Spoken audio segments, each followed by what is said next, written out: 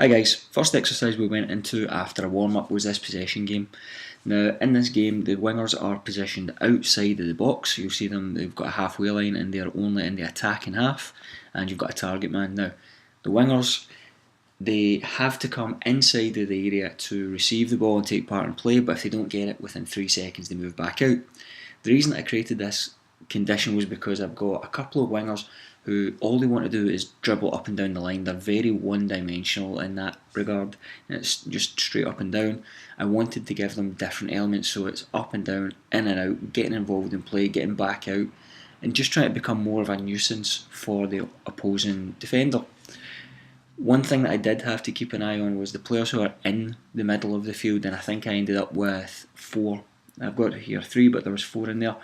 Players in the field ended up coming and positioning themselves right in front of the winger. And what I had to try and get across to the players was, they're part of your team. You need to be aware of the players around you and play with them just as you would in a game. So don't come and stand right on his toes. He's doing that job. You get yourself into the middle and do your job. When the players manage to get in, get interactive, and then play through before they hit their target man, the red team would then go to the blue side, collect the ball from here, and then start again. I rotated out the wingers, rotated the players in the middle, and obviously changed the target man as well. Next exercise here, looking at a little bit of addition to that previous exercise where I've got a passing pattern. These midfielders actually started in here, just a little bit of movement out to receive the ball, and then the wingers driving inside to receive that pass and play it through for attacking options. Now the first one that we did was the side A, where the winger comes in, drops it back, attacking midfielder turns and spins, and they're trying to play a through ball for that striker to move through and on goal. The second option was in here where the attacking midfielder dropped off, the striker peeled away to the far side of the box, and it was a lofted pass in. I did end up putting in some defenders to make it a bit more realistic, one pressurising the wide player here, just so that he would have to play that quickly, almost at game tempo, and the other one was put in as a defensive measure in the box. So if that through ball wasn't sharp enough, or the movement from the striker wasn't good enough, the defender was eating that up easily. And also for the ball over the top, I actually asked the defenders to try and play an offside trap. So looking for the timing of the ball, the timing of the run, and the weight of the ball to be good enough to catch out a defence. I love this exercise, it's so easy, and I was told about it on a trip to Real Madrid a couple of years back now, or a number of years back now. The Real Madrid first team playing this would do 7 or 9 options. I've got it here as 3 or 5. I'm not quite sure my guys are up to Real Madrid first team level, but hopefully we'll get there one day. So the coach would, at random intervals, just call out stop, and the players had to cover their eyes and then point to 3 options. Now, what I've asked them to do is, okay, so you know where the 3 options are. Next stage, we're going to be saying, who are those 3 options? So can you give them a name, or can you call the players out by name? The next stage after that, and what I want my players to eventually get to, is saying, I want to call John and he wants the ball on his feet.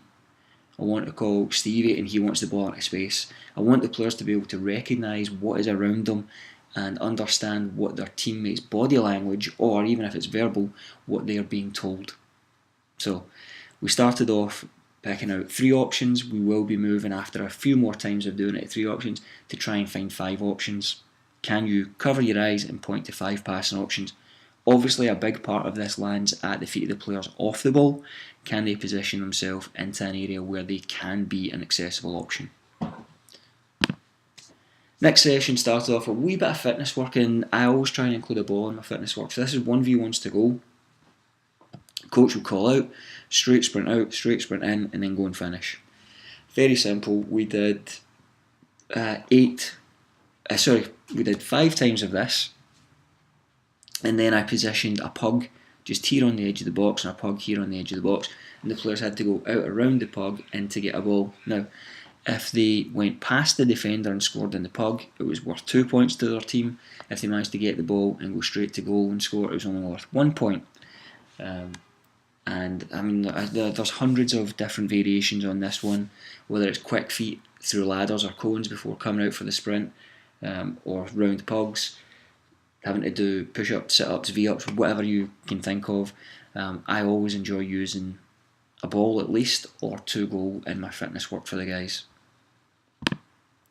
Passing patterns, and I wanted to work on something that would kind of replicate a centre half passing the ball into one of the midfielders who had moved in to flip it out to the other side to the centre half. Then it could either go through to the fullback who had advanced, a winger, or another midfielder before dropping it back and through to a striker. So consider the distances that you have these players apart, consider the angles that you would see in your formation, and try and replicate those. This was a game used by Patrick Vieira when he was at New York City, and one of the coaches I worked with at a previous club went to watch them train, and he said he loved this game. He said it was about 40 yards in length and the width of the 18-yard box, apart from the use of the corners. So if the ball went out for a corner, the teams would actually use the full width rather than bringing it short. And he said that whenever the ball went out for a throw-in, teams would set up for an attacking set piece. So if the ball went out here, that's still close enough to get the ball into the box and be dangerous, and this would be the way that New York City practiced their set pieces. It would be an open, well contested game, but every time the ball went out, even if it was for your goal kick, you had the opportunity to take a quick goal kick or stop and take an attacking corner. So within the flow of a game, this is one way to work on set pieces without having everyone stopping, cooling down, and eventually getting a wee bit bored. Final session of the week was really working on that awareness around you and understanding what is being told to you by your teammates, and obviously a little bit of body positioning. So this first one, ball goes into the player in the middle. As that ball's moving, they have to check their shoulder to see which direction this player is pointing, turn in that direction before passing out, and then as the ball works back the other way, same thing happens. We've done this exercise before where the players on the corner don't do anything other than receive the ball and pass across. In this variation, or the progression to it, as the ball goes in, the player has to check the shoulder and see which direction they're being told to turn. Player turns that way, passes it, swap footballs at the top, pass down, and follow your pass. So I remember back doing my youth A licence, and I saw a really good possession exercise by one of the coaches. The one thing that was brought up by the instructors, and the one thing that I thought was missing it, was the guys on the other side of the field, they were just waiting. They were waiting for the exercise in one half to be finished or completed before the ball came across to them. So I thought, how can I add in an element that gets everyone working?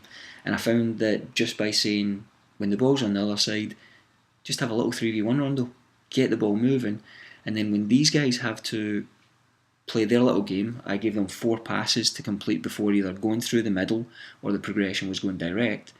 It would just be communication. 4th pass, and then these guys would start calling open up. So the 3v1 in here would open up, try and get space to be a passing option when the ball went into the guys in the middle. Or alternatively, as I said, when they progressed, as soon as they were called open up, these guys would try and get into space for that direct through ball. Kept everyone engaged. It actually made them think a little bit, which is not always a good thing for footballers, but after spending a few minutes in it, they got the flow of it, the tempo was good, and the way that I moved the defenders around was they just held bibs. So if you messed up, you drop the bib, they would pick it up, and you would just keep going. So it wasn't one team in, one team out, it was just one player in, one player out.